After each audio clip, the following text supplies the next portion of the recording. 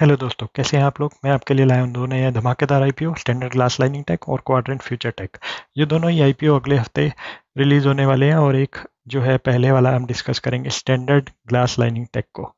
तो ये standard glass lining tech IPO की डिटेल आपके सामने है।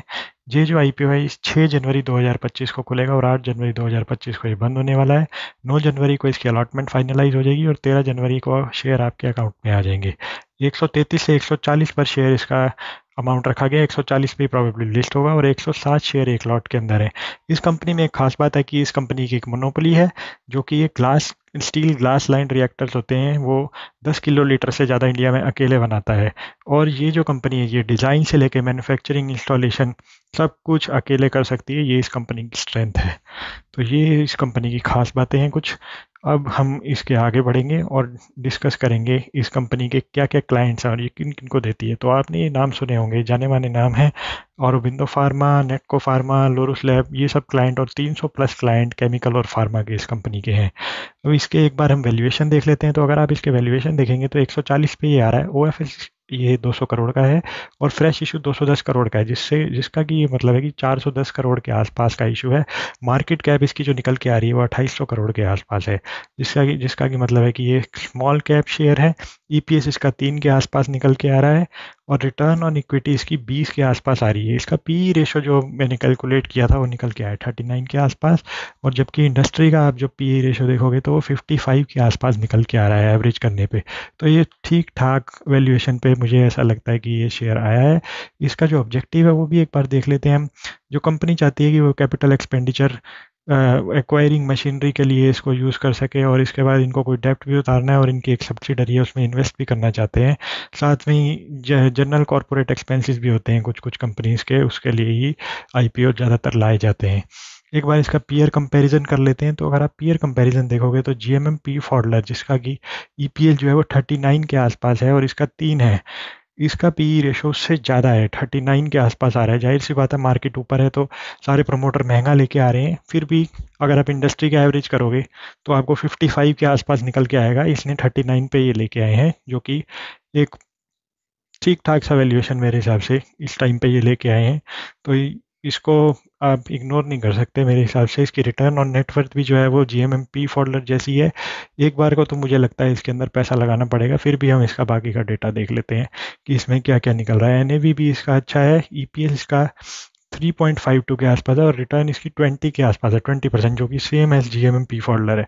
ग्रे मार्केट प्रीमियम की अगर बात करें तो ये ग्रे मार्केट में अभी से ट्रेड हो रहा है, अभी खुला भी नहीं है और अच्छे रेट पे ये ग्रे मार्केट प्रीमियम में ट्रेड हो रहा है। इसका 60% के आसपास ग्रे मार्केट प्रीमियम निकल के आ रहा है। हालांकि वो डिपेंड करेगा मार्केट आगे आगे कैसे चलती है। तो 220 के आसपास ये लिस्ट होने की उम्मीद है। अगर 140 का आपको शेयर मिलता है तो 220 के आसपास मुझे उम्मीद है ग्रे मार्केट प्रीमियम में लिस्ट होगा, जो कि 60% रिटर्न देगा। अगर मार्केट गिर भी जाती है तो भी मुझे लगता है कि आपको 20% तक के तो रिटर्न इसमें मिलने ही चाहिए।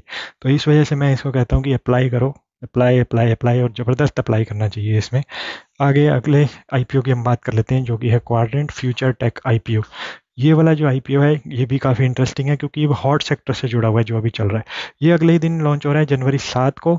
जाहिर सी बात है बाकी सब भी इसका एक दिन आगे एक्सटेंडेड है उस वाले पुराने आईपीओ से, क्योंकि ये अगले दिन लॉन्च हो रहा है। ये 290 पर शेयर पे आ रहा है और इसका 50 शेयर्स का लॉट होगा, जो कि 14,500 का अमाउंट बनेगा आपका। और साथ में ये जो शेयर है ये कवच, जिसके कि अभी आपको पता होगा गवर्नमेंट ने काफ़ी ऑर्डर दिए थे, उसके बाद शेयर्स में सर्किट लगे थे रेलवे के, जो कि ट्रेन कोलिजन सिस्टम है एक कवच, जो कि ट्रेन को कोलाइड होने से बचाता है, वो ये डेवलप करता है। उसमें ये इनोवेशन लेके आता है। साथ ही साथ ये नेवल और डिफेंस के अंदर भी अपनी जो वायर्स है वो बनाता है और सोलर सेल और ईवी केबल्स के लिए प्रोवाइड करता है। तो ये सारे हॉट सेक्टर्स हैं अभी जो चल रहे हैं, रेलवे, कवच, नेवल डिफेंस, और गवर्नमेंट इन पर स्पेंडिंग कर रही है। तो गवर्नमेंट के ऊपर काफ़ी डिपेंडेंट लगता है ये शेयर। अगर आप इसका देखोगे पी, तो इसका जो पी मैंने लिखा है वो 59 है और इंडस्ट्री पी मेरे हिसाब से 55 के आसपास है। तो थोड़ा महंगा है क्योंकि हॉट सेक्टर है और मार्केट भी अभी ऊपर है, ये उस टाइम पे लेके आए हैं। तो पी रेशो इसका ऑन द हायर साइड है। एक बात नोट करने वाली है यहाँ पे, इसका जो रेवेन्यू अगर आप देखो 65 के आसपास है सितंबर 2024 का, जो कि कम है, कम हुआ है पिछली बार से 1%। प्रॉफिट आफ्टर टैक्स भी इसका नेगेटिव में गया है, जो कि देखने को मिल रहा है लास्ट क्वार्टर में। ये इसमें एक कंसर्निंग चीज़ थी जो मुझे लगी। और ऊपर से पी भी इसका जो है वो काफ़ी ज़्यादा ऊपर है। तो एक क्वाड्रेंट फ्यूचर टेक आईपीओ का जो वैल्यूएशन है, ये उसकी बात मैंने आपसे की, जो कि मुझे ठीक नहीं लग रही है, जो कि थोड़ा सा कंसर्न इशू है। तो उसकी वजह से हो सकता है कि मैं इसमें थोड़ा सोच समझ के पैसे लगाऊं।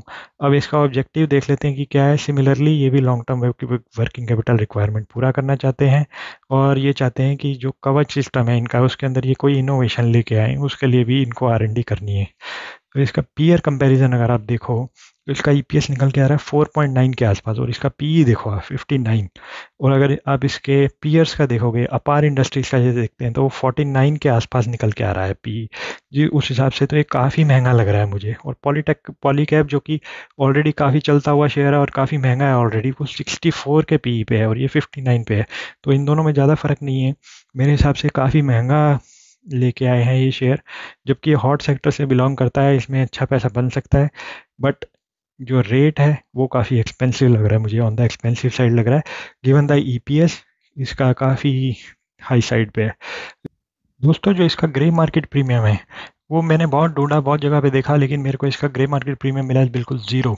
₹0 इसका ग्रे मार्केट प्रीमियम है। जब आप एक्सपेंसिव वैल्यूएशन पे कोई अच्छा हॉट सेक्टर वाला है शेयर भी लेके आते हैं, तो उसका ग्रे मार्केट प्रीमियम आप प्रमोटर्स ये एक्सपेक्ट नहीं कर सकते कि उसका ग्रे मार्केट प्रीमियम भी अच्छा ही मिलेगा उनको, और प्रीमियम भी अच्छा ही मिलेगा, और वो अच्छे रेट पे लिस्ट होगा। मुझे नहीं लगता ये अच्छे रेट पे लिस्ट होने वाला है, लेकिन फिर भी अगर मार्केट बहुत ज़्यादा ऊपर भाग जाती है अगले हफ्ते में, जब तक ये लिस्ट होता है, तब फिर भी इसका कुछ चांस है कि प्रीमियम बन जाए।